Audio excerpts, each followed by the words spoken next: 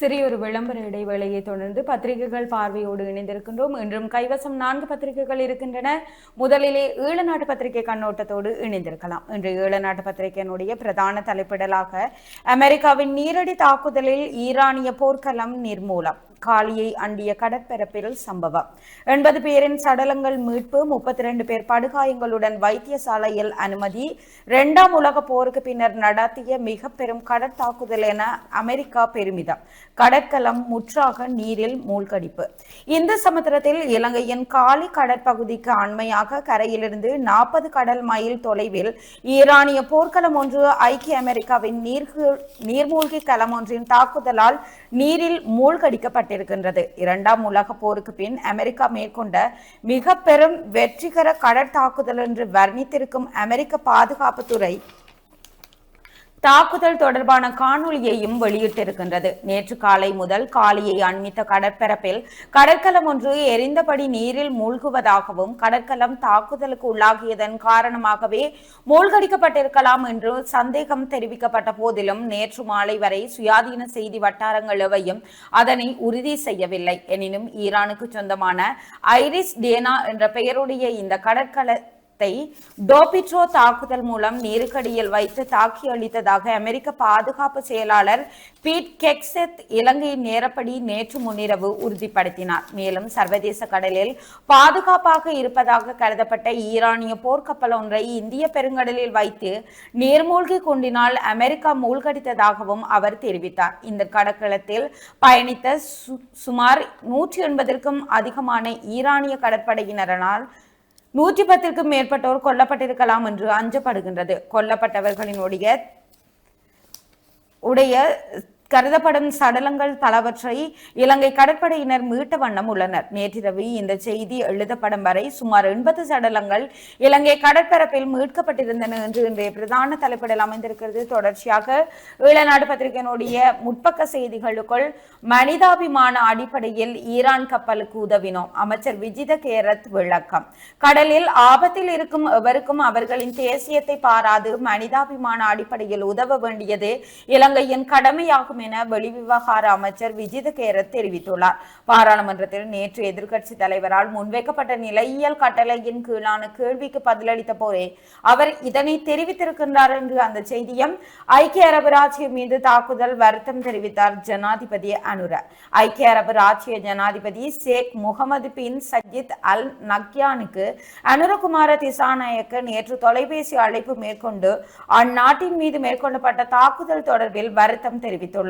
ஐக்கிய அரபு ராச்சிய ஜனாதிபதியை தொலைபேசியில் தொடர்பு கொண்டு அந்த நாட்டின் மீது நடத்தப்பட்ட தாக்குதல் குறித்து எனது வருத்தத்தை தெரிவித்துக் கொண்டேன் என்று அந்த செய்தி தொடர்ந்து செல்வதனை காணக்கூடியதாக இருக்கிறது. தொடர்ச்சியாக இனிய முற்பக்க செய்திகளுக்குள் போர் சூழலால் இலங்கைக்கு ஏற்படும் தாக்கம் குறித்து ஜனாதிபதி ஆராய்வு என்ற தலைப்பிடலோடு ஒரு செய்தியும். தையிட்டியில் போராடியோர் மீது தாக்குதல், மனித உரிமைகள் ஆணைக்குழு விசாரணை. தையிட்டி விகாரைக்கு எதிரான போராட்டத்தில் ஈடுபட்ட வேளை கைது செய்யப்பட்டவர்கள் மீது தாம் குறைந்தளவு பல பிரயோகத்தையே மேற்கொண்டதாக மனித உரிமை ஆணைக்குழுவின் விசாரணைகளில் போலீசார் தெரிவித்துள்ளனர். தையுட்டி விகாரைக்கு எதிராக கடந்த டிசம்பர் மாதம் 21ஆம் தேதி போராட்டத்தில் ஈடுபட்டவர்களில் வேலன் சுவாமி, வலி கிழக்கு பிரதேச சபை தவிசாளர் தி நிரோஸ், வலி வடக்கு பிரதேச சபை உறுப்பினர்கள் உள்ளிட்ட 5 மீது தாக்குதலை மேற்கொண்டு போலீசார் அவர்களை கைது செய்து நீதிமன்றில் முற்படுத்திய நிலையில் 5 பிணையில் விடுவிக்கப்பட்டனர் என்று அந்த செய்தி தொடர்ந்து செல்கிறது. தொடர்ச்சியாக செய்திகளுக்குள் ஈரான் உயர் தலைவர் கமனியின் மறைவுக்கு விஜித கேரத் இரங்கல் என்ற தலைப்பிடலோடு ஒரு செய்தியும். யாழுக்கு கடத்தப்பட்ட கஞ்சர் படகுடன் ஒருவர் கைதானார் என்ற தலைப்பிடலுடன் இன்னொரு செய்தியும் பிரசுரமாகி இருக்கிறது. தொடர்ச்சியாக 3 லட்சம் லிட்டர் பெட்ரோல் இன்றும் யாழ் வருகிறது. யாழ்ப்பாணத்துக்கு இன்று வியாழக்கிழமையும் சுமார் 3 லட்சம் லிட்டர் பெட்ரோல் எடுத்து வரப்பட உள்ளது. யாழ்ப்பாணத்தில் கடந்த 5 நாட்களுக்கு மேலாக பெட்ரோலை பெற்றுக்கொள்வதற்காக எரிபொருள் நிரப்பு நிலையங்கள் முன்பாக நீண்ட வரிசைகளில் மக்கள் காத்திருக்கும் நிலையில் நேற்று புதன்கிழமையும் சுமார் 3 லட்சம் லிட்டர் பெட்ரோல் கொலன்னா விலையில் இருந்து எடுத்து வரப்பட்ட போதிலும் எரிபொருள் நிலையங்களில் நீண்ட வரிசை காணப்பட்டது என்று அந்த செய்தி பிரசுரமாகி இருக்கிறது. இவைதான் இன்றைய நாளுக்குரிய ஈழநாட்டு பத்திரிகையினுடைய முதற்பக்க செய்திகளாக இருக்கிறது.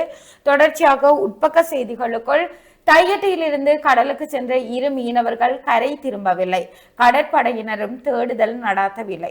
தையட்டி பகுதியில் இருந்து கடந்த 27ஆம் திகதி மீன்பிடி நடவடிக்கைகளுக்காக சென்ற மீனவர்கள் 2 இதுவரை திரும்பி வரவில்லை என அவர்களது உறவினர்கள் கவலை வெளியிட்டுள்ளார்கள். தங்கராசா, அமல்ராஜ், செல்வராசா, ராஜ்குமார் என்ற 2 மீனவர்களுமே இவ்வாறு காணாமல் போயுள்ளனர் என்பது தெரிய வருகின்றது. இது குறித்து மீனவர்களின் உறவினர்கள் தெரிவிக்கையில், அவர்கள் கடலில் 2 நாட்கள் தங்கியிருந்து மீன்பிடி நடவடிக்கைகளில் ஈடுபடுகின்றவர்கள். இந்நிலையில் ஞாயிற்றுக்கிழமை மீண்டும் கரையை வந்தடைந்திருக்க வேண்டும். இருப்பினும் இன்று வரை அவர்கள் திரும்பி வரவில்லை. அவர்கள் இருவரையும் நேற்று முன்தினம் இந்திய மீனவர்கள் கடலில் கண்டதாகவும் அவர்களுக்கு சாப்பாடு கொடுத்ததாகவும் கூறினார்கள். இந்திய எல்லையில் நின்றால் இந்திய கடற்படையினர் கைது செய்து விடுவார்கள் என்றும், ஆகையால் கரையோரமாக செல்வதாகவும் அவர்கள் தங்களுக்கு கூறிவிட்டு சென்றதாக இந்திய மீனவர்கள் தெரிவித்தனர். இது குறித்து நாங்கள் கடற்படையினர், போலீசார் என அனைவருக்கும் தெரியப்படுத்தியும் அவர்கள் எந்த விதமான நடவடிக்கைகளும் இதுவரை எடுக்கவில்லை என்ற அந்த செய்தியோடு 800 லிட்டர் டீசலை பதுக்கி வைத்திருந்த 2 பேர் ஏழாலை பகுதிகளில் கைது. 800 லிட்டர் டீசலை பதுக்கி வைத்திருந்த 2 நேற்று அதிகாலை சுன்னாகம் போலீசாரால் கைது செய்யப்பட்டனர். ஏழாலையைச் சேர்ந்த 2 அதிகளவான டீசலை அதிக விலையில் விற்பனைக்காக பதுக்கி வைத்திருப்பதாக சுன்னாகம் போலீசார் பொறுப்பதிகாரிக்கு கிடைக்கப்பெற்ற ரகசிய தகவலின் அடிப்படையில் இந்த கைது நடவடிக்கை முன்னெடுக்கப்பட்டிருக்கின்றது என்ற அந்த செய்தி பிரசுரமாகி இருக்கிறது. தொடர்ச்சியாக இணைய செய்திகளுக்குள், கோப்பாய் ஆசிரியர் கலாசாலையில் நேற்று காலை திருவள்ளுவர் குருபூசை என்ற தலைப்பிடலோடு ஒரு புகைப்படம் தாங்கிய செய்தியும், மத்திய கிழக்கு போர் பதற்ற நிலையால் இலங்கை சுற்றுலாத்துறைக்கு பெரும் இழப்பு. மத்திய கிழக்கு வான்வெளி ஒரு வாரத்துக்கு மூடப்படுவதால் இலங்கைக்கு 15 மில்லியன் அமெரிக்க டாலர் சுற்றுலா வருவாய் இழப்பு ஏற்படும். ஏனெனில் சுமார் 30% வருகை அந்த பகுதி வழியாகவே நடைபெறுகிறது என்று இலங்கை சுற்றுலா அதிகாரி ஒருவர் தெரிவித்திருக்கின்றார் என்று அந்த செய்தி தொடர்ந்து செல்கிறது. தொடர்ச்சியாக இலங்கைக்கு கடத்தி செல்லவிருந்த மாத்திரைகள் தமிழகத்தில் பறிமுதல் என்ற தலைப்பிடலோடு ஒரு செய்தியும், போதிய அளவு எரிபொருள் கையிருப்பில் உண்டு, குறைந்த விலையில் நெல் வழங்க வேண்டாம். மன்னார் அரசு அதிபர் கனகேஸ்வரன் கோரிக்கை. மன்னார் மாவட்டத்தில் போதிய அளவு எரிபொருள் கையிருப்பில் உள்ளமையால் விவசாயிகள் நெல்லை குறைந்த விலையில் இடைத்தரகர்களிடம் வழங்க வேண்டாம் எனவும், உலர வைக்கும் இயந்திரங்களை பயன்படுத்தி நெல்லை பாதுகாக்க வேண்டும் எனவும் மன்னார் மாவட்ட அரசாங்க அதிபர் கனகேஸ்வரன் தெரிவித்திருக்கின்றார். நேற்று மன்னார் மாவட்ட செயலகத்தில் இடம்பெற்ற ஊடக சந்திப்பிலேயே அவர் இவ்வாறு குறிப்பிட்டிருக்கின்றார் என்று அந்த செய்தி பிரசுரமாகி இருக்கிறது. தொடர்ச்சியாக ஈழநாட்டு பத்திரிகை ஆசிரியர் தலையங்கமாக ஜனாதிபதி ஒழிப்பும் மக்களின் மனநிலையும் என்ற ஆசிரியர் தலையங்கம் பிரசுரமாகி இருக்கிறது. தொடர்ச்சியாக வவுனியாவில் திருவள்ளுவர் குருபூசை என்ற தலைப்பிடலோடு புகைப்படம் தாங்கிய செய்தி ஒன்றும் பிரசுரமாகி இருப்பதனை காணக்கூடியதாக இருக்கிறது. தொடர்ச்சியாக செய்திகளுக்குள், தென்மராட்சி எரிபொருள் நிரப்பு நிலையங்களில் விவசாயிகள் மீனவருக்கு முன்னுரிமை வழங்குக. பிரதேச சபை உறுப்பினர் சிவபாதம் கோரிக்கை. பொதுமக்கள் எரிபொருள் கொள்வனவில் மும்முரம் காட்டி வருவதனால் எரிபொருள் நிரப்பு நிலையங்களில் நெருக்கடி ஏற்பட்டுள்ளது. இதனால் விவசாயம், கடற்தொழில் போன்ற தொழில் நடவடிக்கைகளில் ஈடுபடுபவர்களும், தனியார் மின்பரப்பாக்கிகள் மற்றும் இயந்திரங்களை பயன்படுத்தி தொழில் செய்பவர்களும் எரிபொருட்களை கொள்கலன்களில் பெற்றுக்கொள்ள முடியாத நிலை காணப்படுகின்றது. அதனால் அவர்களுடைய தொழில் நடவடிக்கைகள் வெகுவாக பாதிக்கப்படுகிறது என சாவகச்சேரி பிரதேச சபை உறுப்பினர் கதிர்காமன் சிவபாதம் சுட்டிக்காட்டியிருக்கின்றார் என்று அந்த செய்தியோடு, மாந்தை மேற்கு பலநோக்கு கூட்டுறவு சங்க அரைக்கு மாலை புனரமைக்கப்பட்ட திறப்பு என்ற தலைப்பிடலோடு ஒரு புகைப்படம் தாங்கிய செய்தியும் பிரசுரமாகி இருப்பதனை காணக்கூடியதாக இருக்கிறது. தொடர்ச்சியாக செய்திகளுக்குள், கிளிநொச்சி மாவட்டத்தின் வீடமைப்பு அபிவிருத்தி குறித்து கலந்துரையாடல் என்ற தலைப்பிடலோடு ஒரு புகைப்படம் தாங்கிய செய்தியும், இலங்கையின் தற்போதைய நிலை, ஐநா பிரதிநிதி பேராயருடன் பேச்சு. இலங்கைக்கான ஐக்கிய நாடுகள் சபையின் வதிவிட ஒருங்கிணைப்பாளர் மார்க் ஆண்ட்ரே பிரான்ஸ் பேராயர் கர்தினால் மல்கம் ரஞ்சித் ஆண்டகையை சந்தித்து நாட்டின் தற்போதைய நிலைமைகள் குறித்து விரிவான பேச்சுக்களை நடத்தியுள்ளார். இலங்கையில் சட்டத்தின் ஆட்சியை வலுப்படுத்துவதன் அவசியம் குறித்து இரு தரப்பினரும் நீண்ட நேரம் ஆலோசித்தனர். குறிப்பாக நாட்டில் நீதியை நிலைநாட்டுவதில் ஏற்பட்டுள்ள முன்னேற்றங்கள் மற்றும் எதிர்கால சவால்கள் குறித்து கருத்து பரிமாற்றங்கள் இடம்பெற்றிருக்கின்றன என்ற அந்த செய்தி பிரசுரமாகி இருக்கிறது. தொடர்ச்சியாக செய்திகளுக்குள், பாடசாலைகளின் கிரிக்கெட் போட்டிகள், மாணவர்களுக்கு போலீஸ் எச்சரிக்கை. பாடசாலைகளுக்கு இடையே நடைபெறும் வருடாந்த கிரிக்கெட் போட்டிகள் தொடர்பில் இலங்கை போலீசார் விசேட அறிவிப்பொன்றை வெளியிட்டுள்ளனர். இந்த வருடாந்த போட்டிகளில் கலந்து கொள்பவர்களின் ஒழுக்கம் தொடர்பில் அதிக கவனம் செலுத்தப்படும் என தெரிவிக்கப்பட்டுள்ளது. அத்துடன் போக்குவரத்து விதிகளை மீறாமல் அணிவகுப்புகளின் போது முறையாக நடந்து கொள்ளுமாறும் போலீஸ் ஊடக பேச்சாளர் வுட்லர் தெரிவித்திருக்கின்றார். இதற்கமைய பாடசாலைகளுக்கு இடையே மாபெரும் கிரிக்கெட் போட்டிகள் நடைபெறும் காலப்பகுதியில் மாணவர்கள் மற்றும் பெற்றோர்கள் அதிக கவனம் செலுத்த வேண்டும் என போலீசார் அறிவித்திருக்கின்றனர். பாடசாலையின் கௌரவம் பாதிக்கப்படாதவாறு பொது இடங்களில் கண்ணியமாக நடந்து கொள்ள வேண்டும் எனவும் அறிவிக்கப்பட்டிருக்கின்றது என்ற அந்த செய்தி பிரசுரமாக இருக்கிறது. தொடர்ச்சியாக மின் மாற்றியல் தீ விபத்து என்ற தலைப்பிடலோடு ஒரு செய்தியும், கிராம சேவையாளர்களின் போராட்டம் தொடர்கிறது என்ற தலைப்பிடலோடு ஒரு செய்தியும் பிரசுரமாக இருக்கிறது. தொடர்ச்சியாக இறந்த யுவதியின் சடலம் துஷ்பிரயோகம், சபையில் கேள்வி எழுப்பிய ராதா எம்பி. டிட்கோயா கிளங்கன் ஆதார வைத்தியசாலையில் பிணவரையில் வைக்கப்பட்டிருந்த இறந்த யுவதி ஒருவரின் சடலத்தை துஷ்பிரயோகம் மேற்கொண்ட 3 வைத்தியசாலை ஊழியர்கள் தொடர்பாக டிட்கோயா ஆதார வைத்தியசாலைக்கு முன் பொதுமக்கள் ஆர்ப்பாட்டத்தில் ஈடுபட்டனர். இது தொடர்பாக நேற்று பாராளுமன்ற உறுப்பினர் ராதாகிருஷ்ணன் சபையில் கேள்வி எழுப்பினார். இதன்போது ஒரு உயிரிழந்த யுவதியின் சடலத்துக்கு கூட பாதுகாப்பின்மை காணப்படுகின்றமையை சுட்டிக்காட்டிய அவர், உரிய அதிகாரிகள், சுகாதார அமைச்சர் இதற்கு பதிலளிக்க வேண்டும் எனவும் தெரிவித்திருக்கின்றார். இதற்கு பதிலளித்த சுகாதாரம் மற்றும் ஊடக அமைச்சர் நலிந்த ஜெயதிச அதற்குரிய பதிலை ஆராய்ந்து பாராளுமன்றத்தில் முன்னளிப்பதாக உத்தரவாதம் அளித்திருக்கின்றார் என்று அந்த செய்தி பிரசுரமாகி இருக்கிறது. தொடர்ச்சியாக களவாஞ்சிக்குடி வைத்தியசாலைக்கு நவீன கண் பரிசோதனை இயந்திரம் கொமர்சியல் வங்கி வழங்கியது என்ற தலைப்பிடலோடு ஒரு புகைப்படம் தாங்கிய செய்தியும் பிரசுரமாகி இருக்கிறது. தொடர்ச்சியாக செய்திகளுக்குள் வைத்தியசாலை சென்ற பெண் இதுவரை வீடு திரும்பவில்லை. மட்டக்களப்பு மாவட்டம் போரதீவு பற்று பிரதேச த்திற்குட்பட்ட 40ஆம் கிராமம் என்னும் கிராமத்தை சேர்ந்த 45 வயதுடைய நலாயினி என்னும் குடும்ப பெண் ஒருவரை காணவில்லை என அவரது உறவினர்கள் தெரிவிக்கின்றனர். கடந்த சனிக்கிழமை குறித்த பெண் பழுகாமம் வைத்தியசாலைக்கு சென்று பின்னர் பழுகாமத்தில் இருக்கின்ற வங்கி ஒன்றுக்கும் சென்றுவிட்டு அன்றைய தினம் முற்பகல் 11 மணி அளவில் மீண்டும் அவரது வீடு செல்வதற்காக பஸ்ஸுக்காக காத்திருந்துள்ளார். அன்றைய தினம் 11 மணி வரை அப்பெண்ணின் கைபேசி தொடர்பில் இருந்துள்ளது.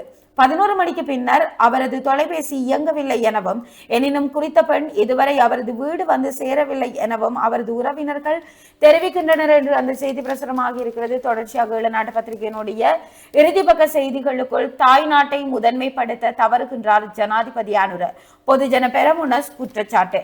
முன்னாள் ஜனாதிபதி மகிந்த ராஜபக்ச தாய் நாட்டை எப்போதும் முதன்மைப்படுத்தியவர் என தெரிவித்த முன்னாள் ராஜாங்க அமைச்சர் சாந்த பண்டார தற்போதைய ஜனாதிபதி நாட்டை அவ்வாறு பார்க்கவில்லை என தெரிவித்திருக்கின்றார். கொழும்பு பத்திரமுல்லையில் நேற்று நடைபெற்ற ஊடகவியலாளர் சந்திப்பில் கருத்து வெளியிட்ட போதே முன்னாள் ராஜாங்க அமைச்சர் சாந்த பண்டார இவ்வாறு தெரிவித்திருக்கின்றார் என்ற அந்த செய்தியோடு 2026 அபிவிருத்தி திட்டங்களை விரைவாக நிறைவு செய்வதற்கு உரிய ஆளணி வசதி வடக்கு மாகாண ஆளுநர் தெரிவிப்பு என்ற செய்தியும், மத்திய கிழக்கில் உள்ள மக்களின் பாதுகாப்பை உறுதி செய்வோம் நாமல் ராஜபக்ச அழைப்பு என்ற செய்தியும் பிரசுரமாகி இருக்கிறது. இவைதான் இன்றைய நாளுக்குரிய ஈழநாட்டு பத்திரிகையினுடைய முக்கிய செய்திகளாக இருக்கிறது. தொடர்ச்சியாக நாங்கள் யாழ் பிராந்தியத்திலிருந்து கிடைத்திருக்கக்கூடிய வலம்புரி நாளிதழின் பத்திரிகை கண்ணோட்டத்தோடு இணைந்திருக்கலாம். வலம்புரி நாளிதழுடைய பிரதான தலைப்பு செய்தியாக, இலங்கையின் தென் கடற்பரப்பில் ஈரானிய போர்க்கப்பல் அமெரிக்காவால் மூழ்கடிப்பு, சுமார் 100 பேர் பலி, 35 பேர் மீட்பு, சுமார் 50 பேர் மாயம். இலங்கையின் தென் கடற்பரப்பில் காலி துறைமுகத்திலிருந்து சுமார் 25 மைல் தொலைவில் ஈரானுக்கு சொந்தமான போர்க்கப்பலை அமெரிக்கா மூழ்கடித்துள்ளது. இதில் சுமார் 100 பேர் மரணமடைந்ததோடு 35 பேர் மீட்கப்பட்டிருக்கிறார்கள். மேலும் 50 பேர் மாயமாகி இருக்கிறார்கள் என்றும் அந்த செய்தி காணப்படுகிறது. அதே போல ஏனைய முற்பக்க செய்திகளுக்குள் ஈரான் கப்பலில் இருந்து 35 பேர் மீட்பு என்ற புகைப்படம் தாங்கிய செய்தி, உதவி கோரியதால் ஈரானியர்களை காப்பாற்றினோம் இலங்கை கடற்படை தெரிவிப்பு என்ற செய்தியோடும், 2ஆம் உலகப் போருக்கு பின்னர் இலங்கைக்கு அருகில் நடந்த மிகப்பெரிய தாக்குதல் காணொலி வெளியிட்டது அமெரிக்கா. இலங்கைக்கு அண்மித்த கடற்பரப்பில் ஈரான் கப்பல் மீதான தாக்குதல் 2ஆம் உலகப் போருக்கு பின்னர்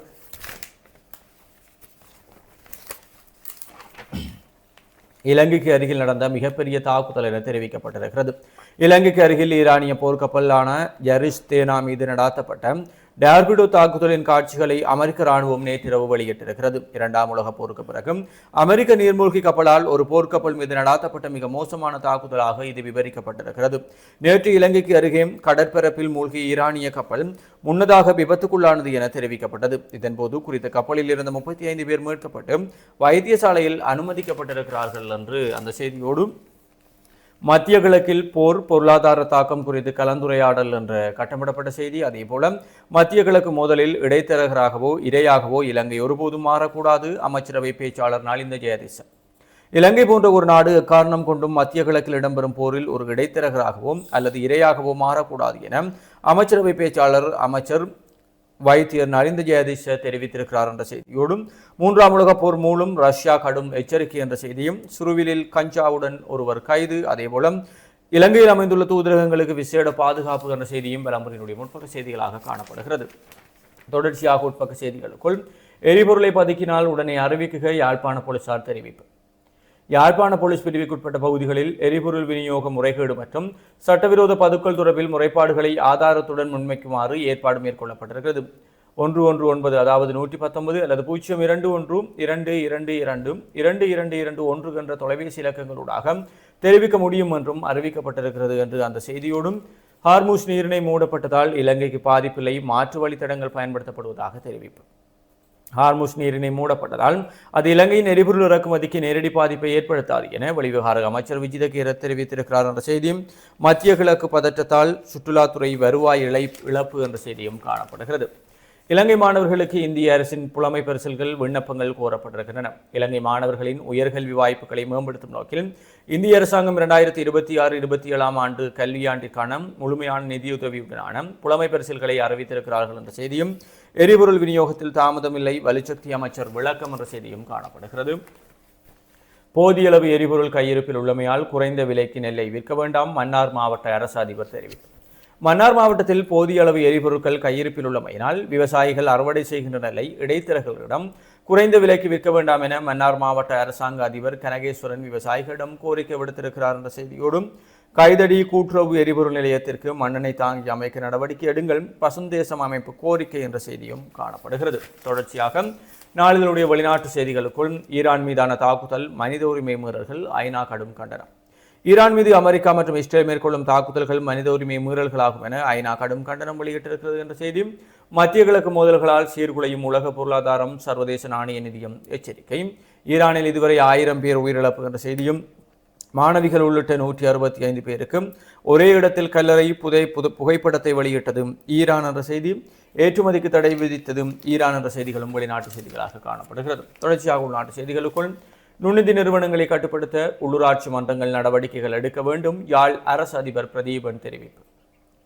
நுண்ணிதி நிறுவனங்களை கட்டுப்படுத்தும் பொறுப்பு உள்ளூராட்சி சபைகளுக்கும் இருப்பதாக யாழ் மாவட்ட அரசு அதிபர் பிரதீபன் தெரிவித்திருக்கிறார் என்ற செய்தியும், போதைப் பொருளை ஒழிக்க 1818க்கு அழையுங்கள், முழு நாடும் ஒன்றாக தேசிய வேலை திட்டம், கூட்டுறவுத்துறை பிரதி அமைச்சர் உபாலி சமரசிங்க தலைமையில் வவுனியா ஜங்ஸ்டார் மைதானத்தில் நேற்று முன்தினம் இடம்பெற்றது. குறித்த தேசிய வேலை திட்டத்தின் கீழ் நாடு பூராகவும் போதைப் பொருளை கட்டுப்படுத்த விசேட நடவடிக்கை எடுக்கப்பட்டுள்ளதுடன் 1818 என்ற அவசர தொலைபேசி இலக்கமும் அறிமுகப்படுத்தப்பட்டிருக்கிறது. இதன்போது தொலைபேசி இலக்கம் பொறிக்கப்பட்ட ஸ்டிக்கர்களும் மக்களுக்கு விழிப்புணர்வூட்டும் வகையில் முச்சக்கர வண்டிகளுக்கும் ஒட்டப்பட்டது என்று அந்த செய்தியோடும், தரிசனம் பகுதி புருஷோத்தமன் அவர்களுடைய யாழ் போதனா வைத்தியசாலை என்ற கட்டுரையும் பிரசுரிக்கப்பட்டிருக்கிறது. அதேபோல வலம்புரியினுடைய ஆசிரியர் தலையங்கமாக எரிபொருளை பதுக்குவது அறத்துக்குரிய செயல் என்று என்ற தலைப்பிலே ஆசிரியர் தலையங்கம், பிரித்தானியாவை சீண்டிய ஈரான் களமிறங்கும் ரோயல் கடற்படை விஸ்தீரணம் அடையும் போர்க்களம் என்ற செய்தி, மத்திய கிழக்கு பிராந்தியத்தில் அதிகரித்து வரும் மோதல்களுக்கு மத்தியில் சைப்ரஸ் தீவில் அமைந்துள்ள பிரிட்டிஷ் விமானப்படை தளத்தின் மீது ஈரான் ட்ரோன் தாக்குதலை நிகழ்த்தியிருக்கிறது. இதற்கு பதிலடி தரும் வண்ணம் பிரித்தானியாவின் ரோயல் கடற்படை தனது அதிநவீன போர்க்கப்பலை அப்பகுதிக்கு விரைவாக அனுப்பியுள்ளதாக சர்வதேச ஊடகங்கள் செய்தி வெளியிட்டிருக்கிறார்கள் என்ற செய்தியும், முற்றுப்பெறாத எரிபொருள் வரிசைக்கு முற்றுப்புள்ளியிட QR முறைமை மீண்டும் யாழ் மாவட்ட செயலகம் தீவிர பரிசீலனை.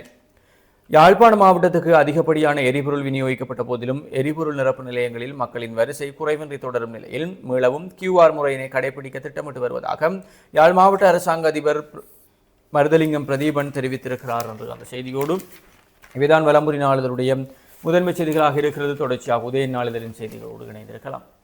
இன்றைய நாளுக்குரிய உதயன் பத்திரிகையினுடைய பிரதான தலைப்பிடலாக இலங்கையை நெருங்கியது போர், ஈரானிய கப்பல் மூழ்கடிப்பு, 80 பேர் பலி, பலர் மாயம். இந்திய பெருங்கடலில் இலங்கைக்கு மிக அருகாக பயணித்த ஈரானிய போர்க்கப்பல் ஒன்று நேற்று காலை அமெரிக்காவால் தாக்கி அளிக்கப்பட்டுள்ளது. இதையடுத்து மத்திய கிழக்கு போர் இந்திய பெருங்கடல் வரை விரிவடைந்துள்ளது என போரியல் வல்லுநர்கள் சுட்டிக்காட்டியுள்ளனர். இலங்கையின் தெற்கு கடற்பரப்பில் இருந்து 40 மைல் தொலைவில் உள்ள சர்வதேச கடற்பரப்பில் வைத்து இந்த தாக்குதல் நடாத்தப்பட்டுள்ளது. தமது படைகள் தான் இத்தாக்குதலை நடாத்தின என்று அமெரிக்க பாதுகாப்பு செயலாளர் பீட் கெக்செத் விசேட ஊடகவியலாளர் சந்திப்பை நடாத்தி உறுதிப்படுத்தினார். இந்தியாவின் ஆந்திர மாநிலம் விசாகப்பட்டினத்தில் நடைபெற்ற கடற்படை பயிற்சியை நிறைவு செய்துவிட்டு இந்தியாவில் இருந்து ஈரான் நோக்கி பயணிக்கையிலேயே அந்த கப்பல் மீது தாக்குதல் நடாத்தப்பட்டுள்ளது. கப்பலில் சுமார் 180 பேர் வரை பயணித்துள்ளனர். அவர்களில் 36 பேர் இலங்கை கடற்படை மற்றும் விமானப்படையால் மீட்கப்பட்டு காலி கராப்பட்டிய மருத்துவமனையில் சேர்க்கப்பட்டனர்.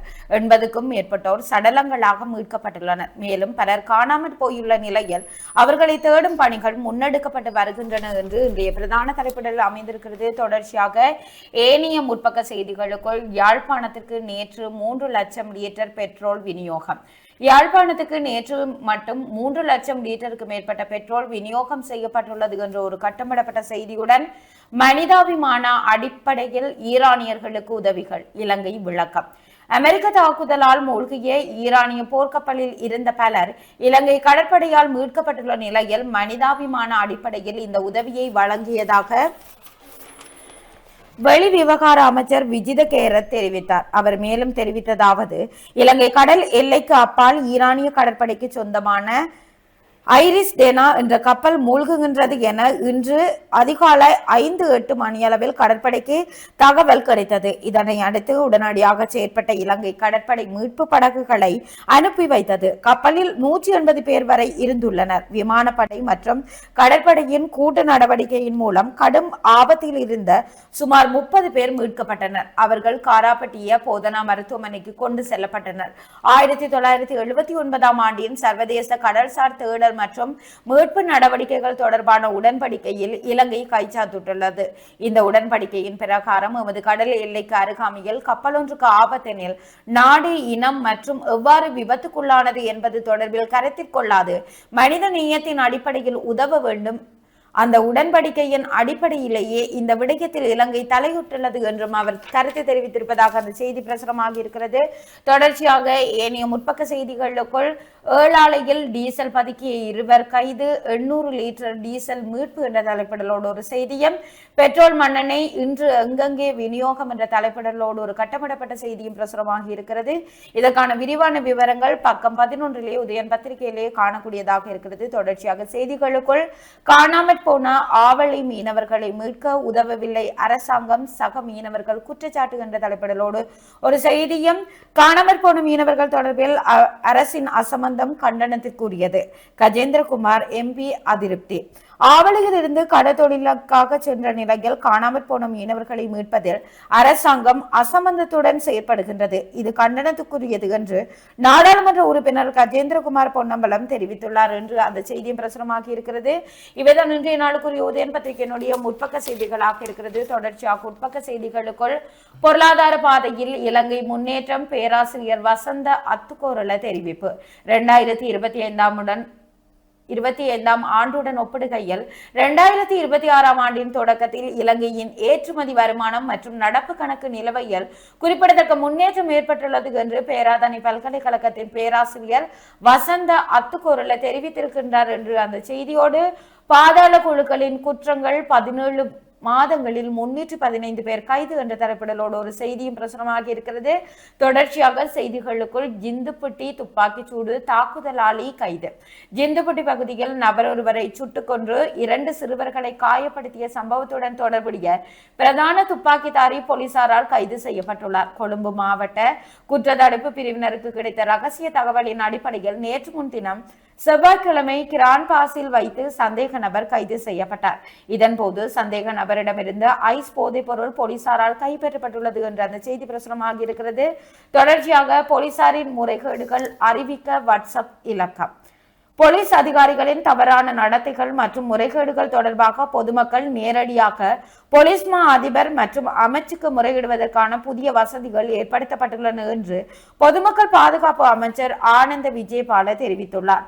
நாடாளுமன்றத்தில் நேற்று முன்தினம் நடைபெற்ற கேள்வி பதில் நேரத்தின் போது அவர் இதனை தெரிவித்தார். பொதுமக்கள் அச்சமின்றி போலீஸ் அதிகாரிகளுக்கு எதிராக முறைப்பாடுகளை சமர்ப்பிக்கலாம். 07185988888 எனும் வாட்ஸ்அப் இலக்கத்தின் ஊடாக போலீஸ் மா அதிபருக்கு நேரடியாக முறைப்பாடு அளிக்கலாம். அத்துடன் பொதுமக்கள் பாதுகாப்பு அமைச்சில் அமைக்கப்பட்டுள்ள தேசிய கர்ம பீடத்திற்கான துரித இலக்கமான 118க்கும் அழைக்கலாம் என்றும் அவர் குறிப்பிட்டிருக்கின்றார் என்று அந்த செய்தி பிரசுரமாகி இருக்கிறது. தொடர்ச்சியாக மத்திய கிழக்கு விமான சேவைகள் பாதுகாப்புடன் ஆரம்பம். ஏர்லைன்ஸ் அறிவிப்பு. மத்திய கிழக்கு பிராந்தியத்தில் நிலவிய அசாதாரண சூழல் காரணமாக தற்காலிகமாக இடைநிறுத்தப்பட்டிருந்த விமான சேவைகளை பாதுகாப்பு முன்னெச்சரிக்கைகளுடன் நேற்று மீண்டும் ஆரம்பித்துள்ளன. பயணிகளின் பாதுகாப்பிற்கு முதலிடம் வழங்கி தேவையான அனைத்து பாதுகாப்பு ஆய்வுகளும் மேற்கொள்ளப்பட்ட பின்னரே இந்த விமானங்கள் இயக்கப்படுகின்றன. மத்திய கிழக்கு நாடுகளின் வான்வழி நிலைமைகளை ஸ்ரீலங்கன் ஏர்லைன்ஸ் நிறுவனம் தொடர்ந்து கண்காணித்து வருகின்றது என்று அந்த செய்தி பிரசுரமாகி இருக்கிறது. எரிவாயு கையிருப்பு தாராளம், தட்டுப்பாடு ஏற்பட வாய்ப்பில்லை. வர்த்தக அமைச்சர் தெரிவிப்பு. மத்திய கிழக்கு பதற்றங்களுக்கு மத்தியில் நாட்டில் எரிவாயு தட்டுப்பாடு ஏற்படும் என பரப்பப்படும் தகவல்களை நிராகரித்துள்ள வர்த்தகத்துறை, உணவு பாதுகாப்பு மற்றும் கூட்டுறவு அபிவிருத்தி அமைச்சர் வசந்த சமரசிங்க லிட்ரோ எரிவாயு விநியோகம் தடையின்றி தொடரும் எனவும் தெரிவித்திருக்கின்றார் என்று அந்த செய்தி தொடர்ந்து செல்கிறது. தொடர்ச்சியாக நாடாளுமன்றத்தில் துன்புறுத்தல் விசாரணை அறிக்கை சபையில் என்ற தலைப்பிடலோடு ஒரு செய்தியும், தரமற்ற நிலக்கரி இறக்குமதி விசாரணை அறிக்கை கையளிப்பு என்ற செய்தியும் பிரசுரமாகி இருக்கிறது. தொடர்ச்சியாக செய்திகளுக்குள் உக்கிரமாகும் மத்திய கிழக்கும் சிக்கலில் தவிக்கும் இலங்கையும் என்ற தலைப்பிடலோடு இன்றைய பத்திரிகை ஆசிரியர் தலையங்கம் உதயன் பத்திரிகையில் இடம்பெற்றிருக்கிறது. நெட் களஞ்சிய சாலைகள் 6 மாவட்டங்களில் பாலடைவு என்ற தலைப்பிடலோடு ஒரு செய்தியும் பிரசுரமாகி இருக்கிறது. இவைதான் இன்றைய நாளுக்குரிய உதயன் பத்திரிகையினுடைய முக்கிய செய்திகளாகவும் இன்றைக்கு புலந்திருக்கக்கூடிய ஏனைய நாளிதழ்களினுடைய முக்கிய செய்திகளாகவும் அமைந்திருக்கிறது.